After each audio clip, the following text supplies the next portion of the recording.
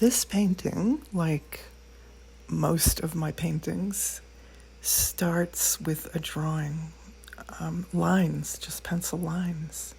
And then it graduates into paint, layers and layers of subtle color. In this case, very muted tones to describe the form that I'm engaged with here, which is a white iris that looks to me like what I see as angelic presence. It's a complex, holographic geometric form that spins in inner space.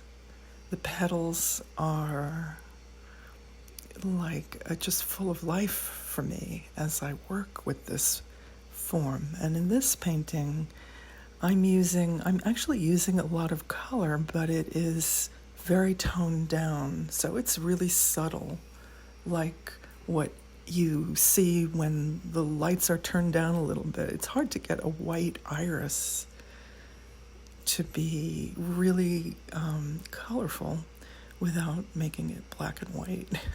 So I just take my time with it and add just the most minuscule amount of paint and color. Take my time and develop the entire field, not like focusing on one to finish one area in particular, because each area speaks to the next. That's very important in my work. It's relational. Everything is working with everything else.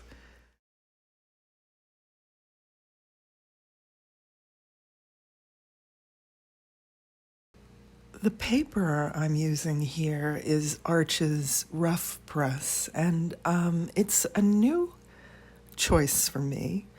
I'm always experimenting, and I never feel like I have to, stick with one way of working. I'm not even thinking as I'm working, and the paper will dictate how I handle the paint. And really, I think one of the most interesting things a novice or even anybody might hear is that you can continue to develop and deepen your understanding of your materials as you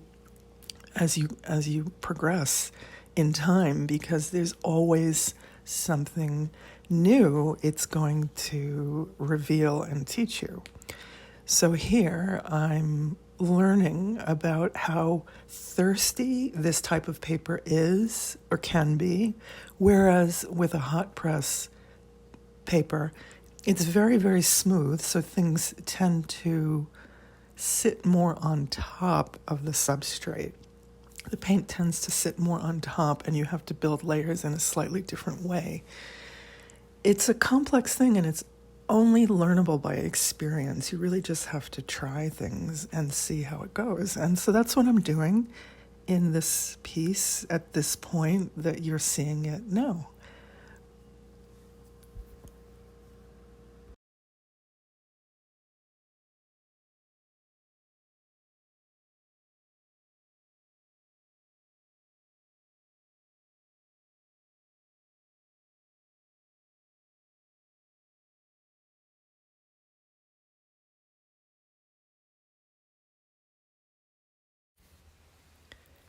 It may seem counterintuitive to consider not focusing on the end product when you're painting this way.